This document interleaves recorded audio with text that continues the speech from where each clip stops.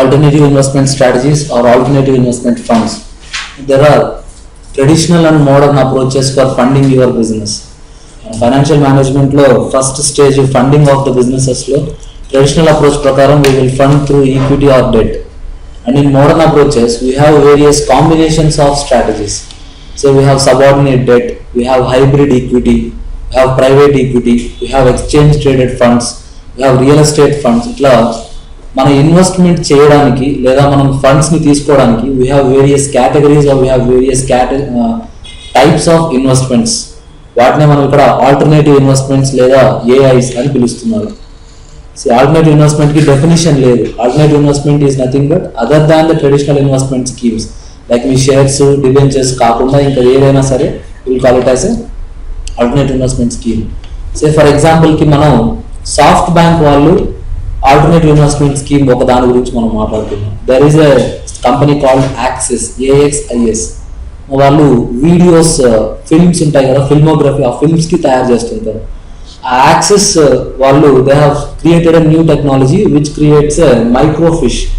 ఇప్పుడు old microfiche కాకుండా కొత్తగా ఒక మైక్రోఫిష్ టెక్నాలజీ కనిపెట్టారు. They wanted some fund. ఈ SoftBank Japan based SoftBank అని.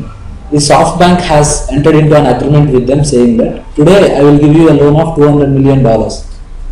Now when you get started your profits, మీకు ఎప్పుడైతే ప్రాఫిట్ పాజిటివ్ అవుతుందో then you start repaying me along with the interest. But up to the period of non repayment, అదే ఏదైతే moratorium period ఉందో, మీకు కొంత period pay చేయొద్దని అన్నారు, ఆ మారటోరియం పీరియడ్ వరకు ఉన్న ఇంట్రెస్ట్ కాంపోనెంట్ మొత్తాన్ని ఈక్విటీగా మార్చాలి. You understood what is the agreement between them. ఈ రోజు డేట్ ఆఫ్ లోన్ ఉంటుంది, date of repayment maybe after 4 years or 5 years when you have a positive profit. ఈ మధ్యలో ఏదైతే మీకు ఇంట్రెస్ట్ ఉందో usually will call it that as a pre acquisition interest or something like that. కానీ ఆ word ఇక్కడ fit కాదు, ఎందుకంటే ఆల్రెడీ బిజినెస్ స్టార్ట్ అయిపోయింది. సో ఆ ఇంట్రెస్ట్ ఏదైతే ఉందో దాన్ని మీరు ఈక్విటీగా మార్చాలి. అంత తర్వాత మీరు ఇంట్రెస్ట్ నాకు పే చేయాలి, తర్వాత లోన్ రీపే చేయొచ్చు. So this is an agreement. ఇలాంటి అగ్రిమెంట్ జనరల్ గా మనం బయట చూడం. You don't see these kind of agreements in traditional finance. Traditional finance లో అయితే నా ఈక్విటీ షేర్లు కొనుక్కోవాలి, లేకపోతే నా డిబెంచర్స్ కొనుక్కోవాలి. Only that thing. Now you have a hybrid debt. మీరు అప్పిచ్చారు కానీ మీకు ఈక్విటీ షేర్లు కూడా వస్తున్నాయి వెరైటీగా. So such kind of things are called as alternative investments. సో ఇవన్నీ మన కాంప్లెక్స్ ఎన్వైరన్మెంట్ అమ్మ, మనకు కావాల్సినట్టుగా మనం డ్రాఫ్ట్ చేసుకోవచ్చు. It is based on the borrower and the lender. ఈ బారోవర్ కి లెండర్ కి మధ్య ఉన్న అగ్రిమెంట్ ని బట్టి ఎలా అయినా ఫిక్స్ చేసుకోవచ్చు. ఆల్టర్నేటివ్ ఇన్వెస్ట్మెంట్ లో ఒక 10 kinds ఆఫ్ ఇన్వెస్ట్మెంట్స్ ఉంటాయని వాటి గురించి మీ టెక్స్ట్ బుక్ లో ఎక్స్ప్లెయిన్ చేస్తున్నారు. First we will see what are all the features of those alternative investments. ఏంటి ఆ features? Generally these alternative investments will have high fees. ఎవరైతే మధ్యలో లేదా ట్రాన్సాక్షన్ కాస్ట్ ఏవైతే ఉంటాయో అవి చాలా ఎక్కువ ఫీజు ఉంటుంది. See, because they are providing you a different kind of finance based on your requirement.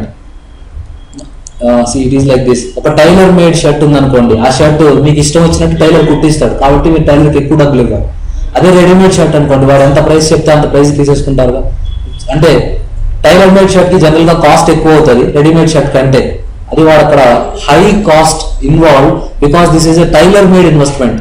మీకోసం, మీలాంటి వాళ్ళ కోసం ఒక special category of investment create చేశాం కాబట్టి there will be high fees and it will also have a high cost.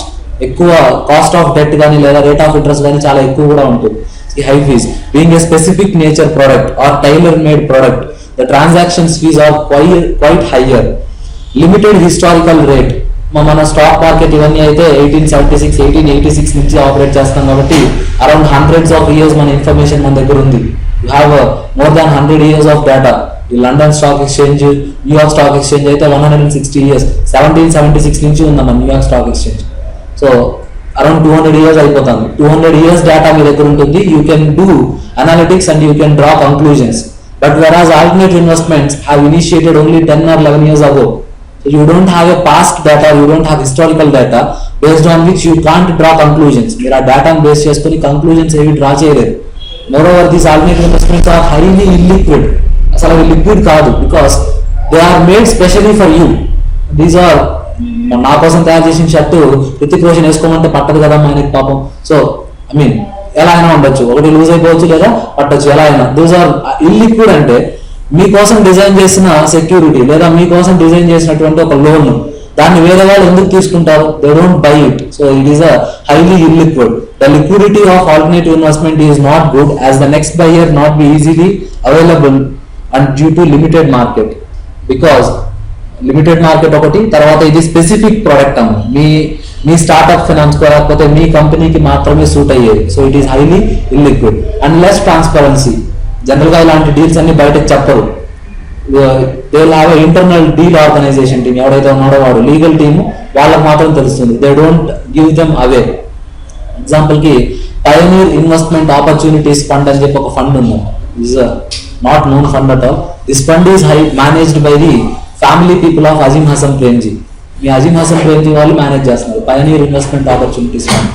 This fund invest only in the closely held companies which are required by Azim Hasan Premji. మీ అజీమ్ హసన్ ప్రేమ్జీ ఎవరైతే AHP ఉన్నారో ఆయన ఎక్కడైతే invest చేయాలనుకుంటారో ఆయన direct గా invest చేయకుండా ఈ investing through a PIOF opportunities fund, PIOF fund. So ఇలాంటి ఒక ఫండ్ కి బయట ఎవడు కొనుక్కుంటాడు షేర్లు? Very simple. What I'm trying to say is Azim Hasan Premji అని ఒక ఆయన ఉన్నాడు. ఆయన పయనీర్ ఇన్వెస్ట్మెంట్ ఆపర్చునిటీస్ ఫండ్ అని చెప్పి ఒక ఫండ్ క్రియేట్ చేశాడు. ఆ Pioneer investment opportunities fund it is investing in the closely held companies of family. ఈ ఫ్యామిలీ కంపెనీస్ ఏవైతే ఉన్నాయో వాటిలో ఇన్వెస్ట్ చేస్తుంది. ఇప్పుడు అజీమ్ హసన్ ప్రేమ్జీ పిఐఓఎఫ్ లో ఇన్వెస్ట్ చేశాడు, బాగుంది. The agreement between PIOF and Azim Hasan Premji is a special tailor made. వాళ్ళ కోసం మాత్రం ప్రిపేర్ చేసుకున్నాడు. Now if AHP wants to sell his units in PIOF, pioneer investment opportunities fund లో ఉన్న ఏమైనా యూనిట్స్ కొన్నిటిని అజీమ్ ప్రేమ్జీ బయటకు అమ్మాలనుకో, ఎవరు కొనుక్కుంటారమ్మా? Nobody will buy it because it is a special fund which is designated only for your closely held companies. So liquidity is very less. Yeah? That's what we, and moreover transparency is also not there. See this fund, since I am a team audit team లో ఒక member ని కాబట్టి నాకు ఆ పిఐఓఎఫ్ గురించి తెలిసింది అంతే. Otherwise we wouldn't know about it. మనకు అసలు ఆ విషయం కూడా తెలిసి ఉండకపోవచ్చు. So transparency is very less. The level of transparency is not adequate due to limited public information. Publicly available information అయితే కాదు. Even Bloomberg also don't recognize them. అంటే బ్లూంబర్గ్ లో కూడా డేటా ఏమీ లేదు. Extensive research is required. Extensive research ఎందుకు require అవుతుంది అంటే, ఫస్ట్ ఆఫ్ ఆల్ మీరు మీ వయబిలిటీ చెక్ చేసుకోవాలి. మీరు ఎవరి దాంట్లో అయితే ఇన్వెస్ట్ చేయాలనుకుంటున్నారో వాడు అసలు వయబులా కాదా, మనం ఇన్వెస్ట్ చేసిన తర్వాత మనకి బెనిఫిట్ వస్తుందా లేదా అన్నవి చాలా మనం చెక్ చేయాల్సి ఉంటుంది. మార్కెట్లో ఇన్ఫర్మేషన్ చాలా తక్కువ ఉంది కాబట్టి మన పర్సనల్ రీసెర్చ్ చాలా ఎక్కువ చేయాల్సి వస్తుందమ్మా. ఇఫ్ మార్కెట్లో ఆల్రెడీ ఇన్ఫర్మేషన్ ఉండుంటే మార్కెట్ రీసెర్చ్ జరిగిపోయేది. బట్ నౌ మార్కెట్ ఇన్ఫర్మేషన్ లేదు కాబట్టి you have to do a personal research. మీరు పర్సనల్ గా ఎక్కువ రీసెర్చ్ చేయాల్సి ఉంటుంది. అదే due to the limited availability of the market information the extensive analysis is required by the portfolio managers. వాళ్ళు personal గా దాన్ని రీసెర్చ్ చేయాల్సి.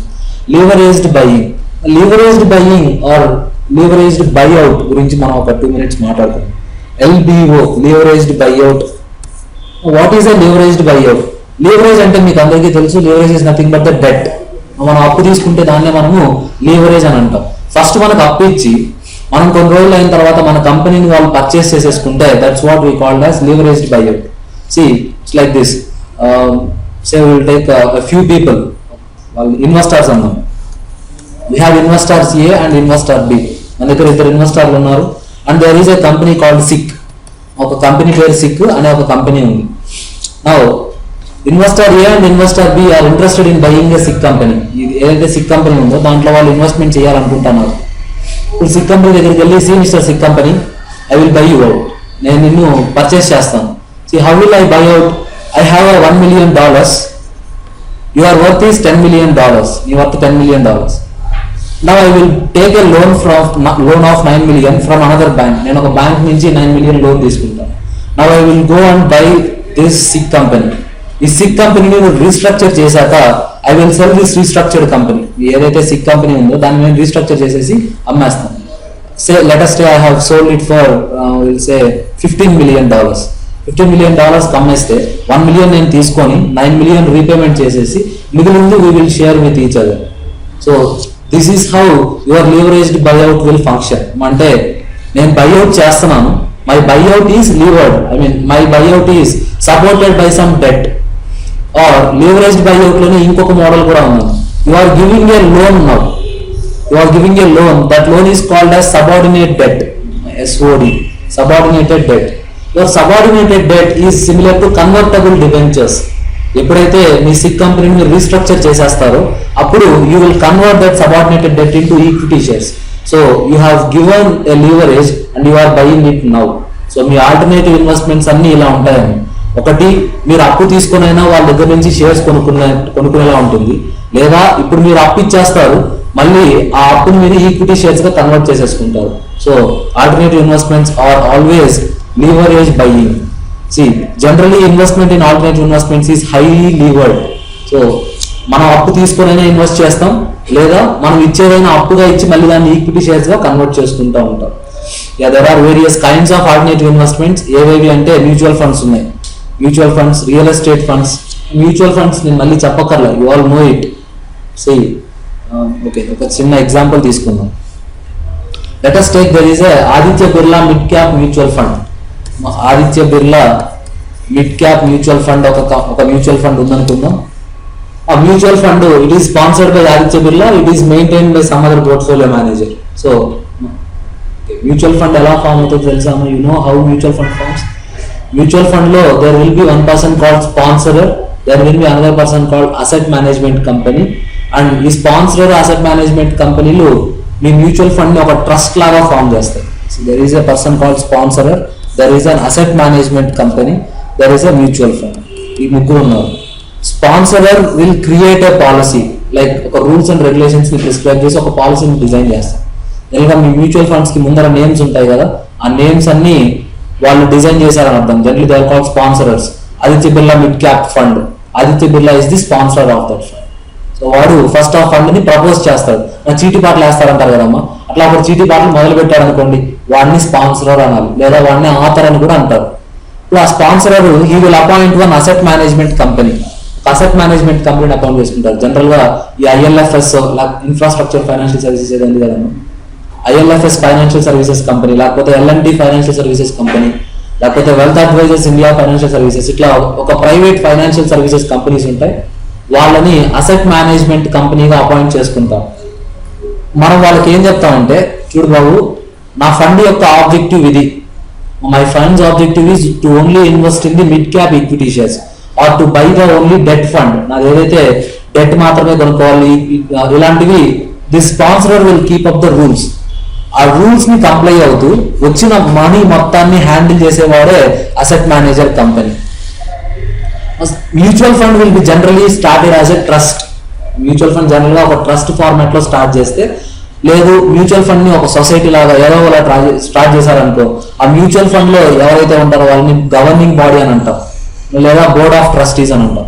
They will be answerable to your asset management company, asset management company will be answerable to your sponsor. అర్థమైందమ్మా? So this is a simple mutual fund.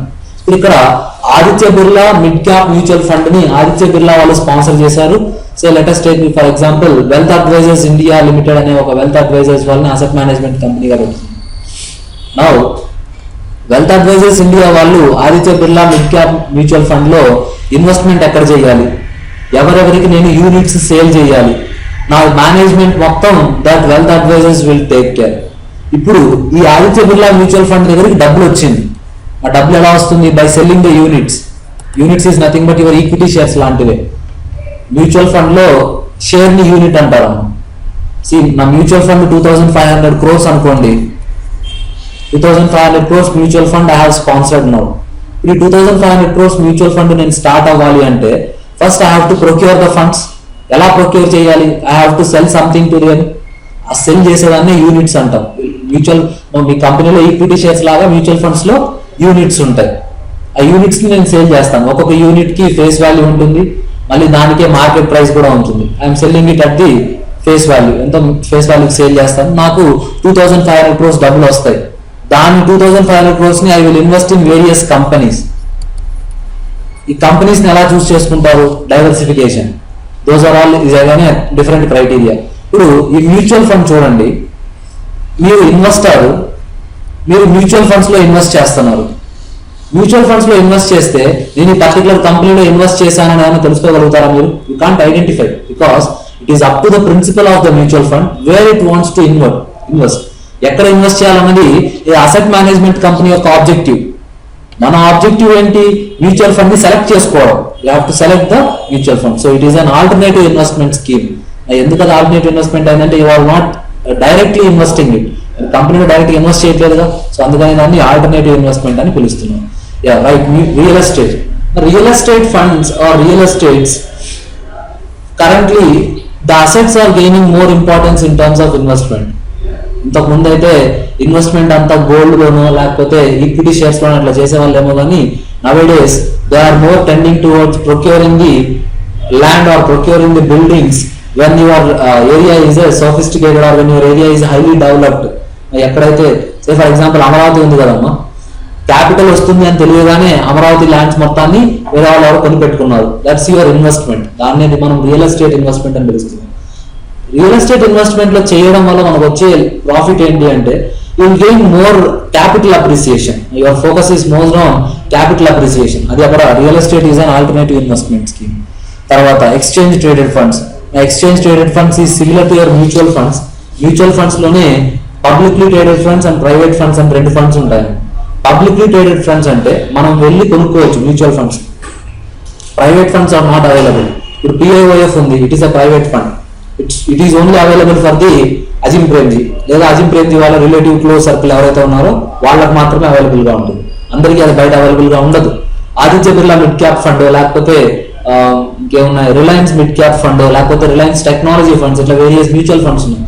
They are all exchange traded funds. Exchange traded funds అంటే meaning ఏంటంటే stock exchange లో వాటిని trade చేస్తున్నారని అర్థం. So those are called as exchange traded funds. Private equity. Private equity I think many of you know it. Private equity అంటే few people మాత్రమే invest చేసే కంపెనీని ప్రైవేట్ ఈక్విటీ అంటాం. మీ ప్రైవేట్ కంపెనీ ఉంది కదా, మా క్లోజ్లీ హెల్డ్ కంపెనీస్ అని అంటారుగా, ఒకళ్ళిద్దరు మాత్రమే లేదా ఫ్యామిలీ బిజినెసెస్ కి మాత్రమే ఇన్ని రోజులు బిజినెస్ చేస్తూ ఉంటాం. Now you want some other more capital, so what will you do? మీ ఫ్రెండ్ సర్కిల్లో మీరు చెప్తారు, I want some fund, can you fund it? అలాగా if you are procuring funds from a closed environment or closed people, you call it as a private equity. మళ్ళీ private ఈక్విటీలో చాలా రకాలు ఉన్నాయి. Venture capital is a category of private equity, mezzanine funds is a category of private equity, or distressed securities is a category of private equity. ఇట్లా రకరకాల private equities ఉన్నాయి, that we will see it. But private equity అంటే ఏంటి అంటే investors are very closed circle. Investors public అందరికీ అది available గా ఉండదు, only closed circle of investors కి మాత్రమే అవైలబుల్ గా ఉంటుంది. Hedge funds. Hedge funds is the objective of the hedge funds is to reduce the risk. అది ఏ రిస్క్ అయితే ఆ రిస్క్ ని బట్టి ఫండ్ ఉంటుంది. So if you want to reduce the interest rate risk, మీ ఇంట్రెస్ట్ రేట్ రిస్క్ ని తగ్గించుకోవాలనుకోండి, that hedge funds can be called as a debt fund or you can call it as a bond fund. పైన మనకి 13th point లో వచ్చింది. I'm telling, ఈ hedge funds లో objective ఏంటి అంటే రెడ్యూసింగ్ ద రిస్క్. మీ రిస్క్ కనుక ఇంట్రెస్ట్ అయితే, సార్ నా ఇంట్రెస్ట్ ఫ్లక్చుయేట్ అయిపోతుంది సార్, అలా ఫ్లక్చుయేట్ అవ్వడం నాకు ఇష్టం లేదు, ఒక ఫిక్స్డ్ రేట్ ఆఫ్ ఇంట్రెస్ట్ నాకు కావాలి అనుకుంటే that we will call it as a bond fund where they establish a fixed rate of interest. Sir నా ప్రాబ్లం అంతా foreign currency sir, I have a foreign currency reserves, my foreign currency reserves are always fluctuating, so I want to hedge them or I want to protect them. Then your major concern is about foreign currency, so your hedge funds can be called as foreign exchange funds or foreign exchange hedge funds. So మీ ఏదైతే risk ఉందో ఆ risk ని మీరు hedge చేసుకోవడానికి ఒక్కొక్క category of funds ని create చేసుకుంటారు. Next closely held companies. Closely held companies అంటే ఇన్వెస్టర్స్ ఆర్ వెరీ రిలేటెడ్. ఆ 50 or 10 ఎవరైతే ఉన్నాడో వాళ్ళు చాలా దగ్గర బంధువులు అయి ఉంటారు. Distressed securities. Distressed securities is an example of private equity, but so distressed securities refers to the company which is about to go into winding up or about to go into liquidation. ఇంకా చచ్చిపోతుంది, అలాంటి కంపెనీలో మనం shares invest చేస్తే distressed securities అంటారు. So ఎందుకు invest చేస్తారు, దానివల్ల ప్రాఫిట్ ఏంటి కింద ఎక్స్ప్లెయిన్ చేశాను, will see that. Next commodities. Commodities అంటే గోల్డ్, జింక్, మెటల్స్ ఇలాంటివన్నీ will be trading on the stock exchanges. Commodity markets అని అంటారు, MCX, multi commodity exchanges. So వాటిల్లో you will sell gold, you will sell silver, you will sell zinc, you will sell prosperous, crude oil కూడా sale చేస్తుంటారు those commodities. అలాంటివి commodities market. Managed futures. Future అంటే derivative అంటే ఏంటో తెలుసా? You know what is a derivative? Of course detail discussion ఉంది తర్వాత chapters లో. we'll just understand what is a derivative. Derivative is an asset or an investment whose value is derived from an underlying asset. మీరు ఒక asset లో invest చేశారు, దాని value దాన్ని base చేసుకున్న ఇంకొక వాల్యూ మీద డిపెండ్ అయ్యి ఉంది. Mutual fund is not a derivative, but mutual fund లాగే ఉంటుంది డెరివేటివ్ కూడా. You are investing in the units of the mutual fund, కానీ unit of the mutual fund value ఎక్కడి నుంచి డిరైవ్ అయ్యింది? Investments of the mutual fund నుంచి derive అయింది. So such kind of arrangements is called as derivative investments. ఆ derivatives లో forwards, futures, options అని చెప్పి 3 కేటగిరీస్ ఆఫ్ డెరివేటివ్స్ ఉన్నాయి. Most of the 3 categories are similar, except similar అంటే okay, forwards అంటే ఒక ఫ్యూచర్ డేట్ లో ఫ్యూచర్ టైం కి I will buy this for a future price, అన్ని ఫ్రీజ్ అయిపోయి ఉంటాయి. It is a forward. Say like this, TCS share 31st March 2019 రోజు నేను 100 టీసీఎస్ షేర్స్ కొనుక్కుంటాను, ఒక్కొక్క టీసీఎస్ షేర్ 2100 రూపీస్ తో కొనుక్కుంటాను అన్న అగ్రిమెంట్ లో మీరు ఎంటర్ అయితే will call it as a forward agreement. అంటే number of shares, what is the price, all those things you know it, అన్ని తెలుసు. You know what is a forward price. Next there is a category of futures. ఆ futures లో ఏదైనా ఒక component it may be dependent on other aspects, ఒక event మీద depend అయి ఉంటుంది. టీసీఎస్ షేర్స్ నేను కొనుక్కుంటాను, కానీ ఇది జరిగితే కొనుక్కుంటాను. టీసీఎస్ షేర్స్ నేను కొనుక్కుంటాను 2100 రూపీస్ అయితేనే కొనుక్కుంటాను, ఇలా చెప్తే you will call it as a future. This is a future agreement. Where they have agreed to buy or sell in a future, but based on some event. ఒక event మీద depend అయి ఉంటుంది. Options లోకి వెళ్తే you have an different option. మా option అంటే ఏంటి? అవకాశం ఉంది అని అర్థం, చాయిస్. సో ఇక్కడ బై ఆప్షన్, సెల్ ఆప్షన్, లేదా కాల్ ఆప్షన్, పుట్ ఆప్షన్, 2 ఆప్షన్లు ఉన్నాయి. కాల్ ఆప్షన్ అంటే బై ఆప్షన్ అని అర్థం, so I have a choice to buy. Put option అంటే sell option, I have a choice to sell. Say for example, నేను Ashok sir ఒక agreement లో ఎంటర్ అయ్యాం అనుకుందాం. అశోక్ సార్ దగ్గర బుల్లెట్ ఉంది, సార్ కొత్తగా ఇంకో బుల్లెట్ తీసుకోవాలనుకున్నారు. సో February 1st రోజున I will cell my bullet for 50,000 rupees అని అంటే, sir in case I have 50,000 rupees I will buy it, I have an option to by. Sir నా దగ్గర 50,000 rupees లేవు కాబట్టి నేను కొనలేను అంటే అశోక్ సార్ వేరే వాళ్ళకి అమ్ముకోవచ్చు. See the agreement between me and the Ashok sir is an optional agreement for me, but it is an obligation for Ashok sir. నా దగ్గర ఒకవేళ 50,000 డబ్బులు ఉంటే అశోక్ సార్ ఖచ్చితంగా నాకే అమ్మాలి. ఆబ్లిగేషన్. ఆప్షన్ లో 2 పార్టీలు ఉన్నారు, ఒకరిని ఆప్షన్ రైటర్ అంటాడు, ఇంకొకరిని ఆప్షన్ హోల్డర్ అంటారు. I am the option holder. Option holder will have an option to buy or not. Option writer will have an obligation to definitely buy it, ఒకవేళ నేను exercise చేసుకుంటే. So this is all option. ఇక్కడ they are telling about the managed futures. Managed futures refers to ఇందాక చెప్పాను, ఒక event మీద depend అయ్యింది. Future లో మీరు కొనుక్కోవాలనుకున్న దాని మీద it's like a future price and a future share, but based on some events. అలాంటి వాటిని మేనేజ్ చేసేదే మేనేజ్డ్ ఫ్యూచర్స్ అంటారు. Mezzanine finance. మెజనైన్ ఫైనాన్స్ అని వాడు సపరేట్ గా ఏదో పేరు చెప్పారు కానీ, but mezzanine finance is a kind of the subordinated debt or it's a kind of convertible debentures.